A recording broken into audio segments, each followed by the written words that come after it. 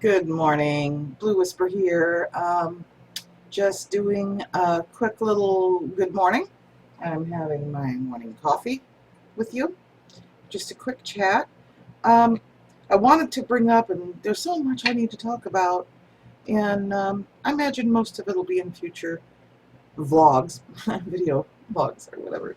Um, but I just kind of wanted to touch base. Yesterday I did the final reading for the spiritual diagnosis with an egg.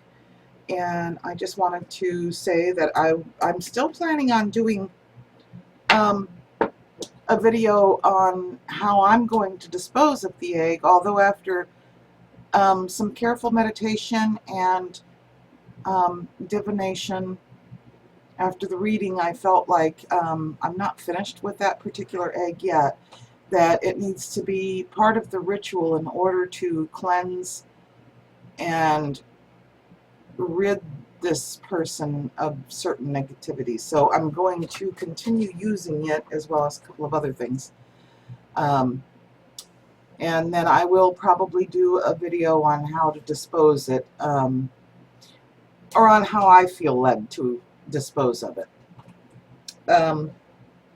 If you can remember, if you watched the series that I did for that, the first day after starting the diagnosis ritual, I saw in the yolk a face.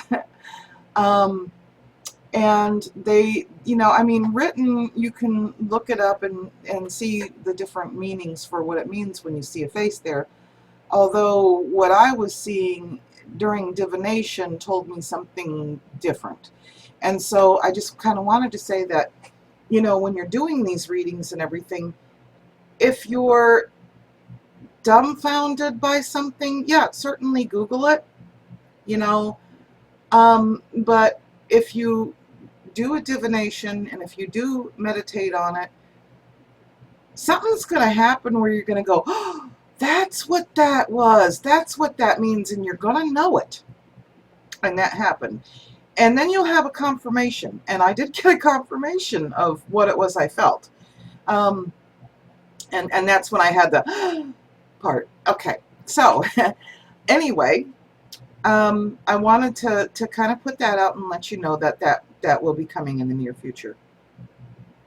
The other thing I wanted to touch on was, I know at this point right now I don't have a whole lot of subscribers or anything like that, but if you're watching this video, go ahead and hit subscribe, and and that way you'll not miss stuff. And it's sad when you miss stuff, especially because I really think I'm important. No. Anyway, I wanted to show you, these are some wildflowers that were picked yesterday. And these are, they look purple. Let me see if we can get a better look at that. They look purple in color, but they're blue phlox. And these are the wild variety, Wild Blue Phlox. And they have the slightest little sweet scent. I love them. And Pippi went nuts over them. The one cat, the girl cat, my kitty. She went nuts over them. I actually, right now, I've got them locked in the bathroom so they won't. I wanted to put my flowers out here, but normally I have to keep the flowers in the bedroom with the door closed because she won't leave them alone. I tried to look them up, and I do not believe they're toxic. But she acted like they were catnip, I swear. Willie could care less about the flowers. He wanted my turkey foot with the feathers on it. That's what he's been obsessed with.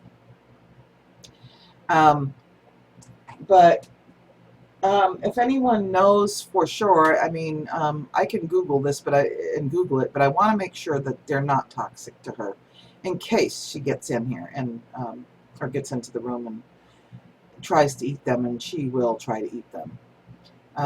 I've looked at several lists of what is toxic and non-toxic, and I can't seem to find whether the wild variety is toxic or not. So I'm assuming it isn't, but I'd rather be safe than sorry where, the kitties are concerned.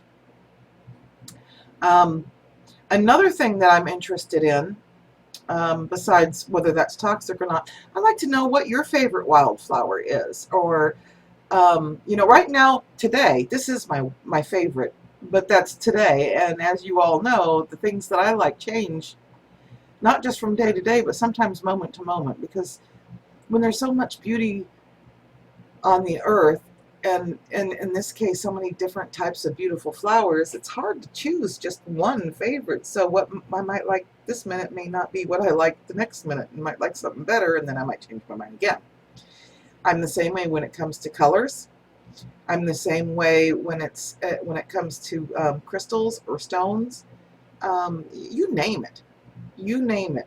I don't even have a favorite food.